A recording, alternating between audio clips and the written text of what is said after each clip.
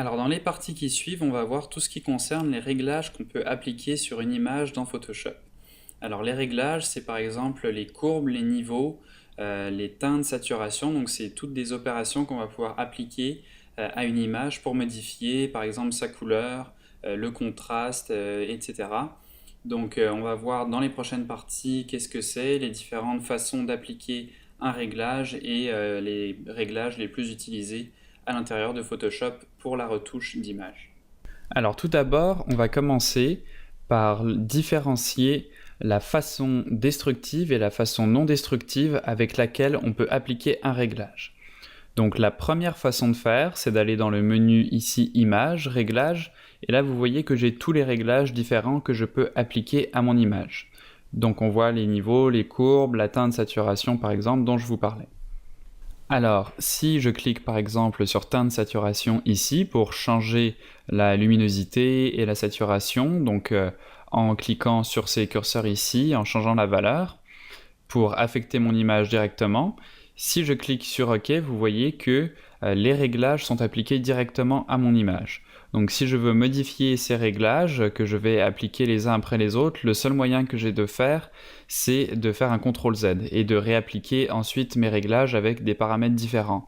Donc comme on l'a vu dans les parties avec les calques, dans Photoshop, on aime bien travailler de façon non destructive, de façon à pouvoir revenir en arrière sans avoir à utiliser toujours les CTRL-Z.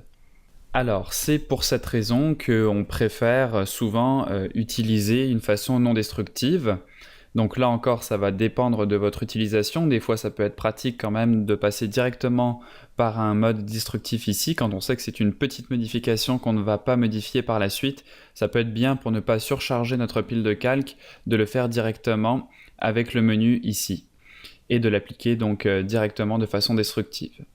Si vous voulez le faire de façon non destructive, il faut donc cliquer ici en bas à droite sur la petite icône à côté du masque, cliquer sur l'icône pour retrouver les mêmes menus que ceux qu'on avait en haut. Donc là, si je crée par exemple une teinte saturation, vous voyez que ça va créer un nouveau calque, donc un calque de réglage qui va me permettre de faire exactement la même opération, mais cette fois-ci, vu que c'est un calque, je peux le désactiver, je peux changer les valeurs à n'importe quel moment, donc même après l'avoir créé, et je peux même dessiner avec du noir et blanc directement dans le calque ici, qui est un masque de fusion, et ce qui me permet donc d'appliquer ce réglage uniquement sur certaines parties de l'image. Donc là, je peins du noir sur mon masque de fusion.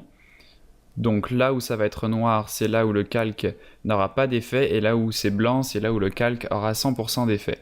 Vous voyez que j'ai aussi la possibilité, en allant dans la fenêtre de propriété, donc si vous n'avez pas cette fenêtre, vous pouvez la retrouver ici en allant dans Fenêtre, Propriété, et donc dans cette fenêtre, j'ai la possibilité directement d'affecter mon masque de fusion, donc par exemple de réduire sa densité, donc si je mets la densité à 0, le masque n'aura aucun effet.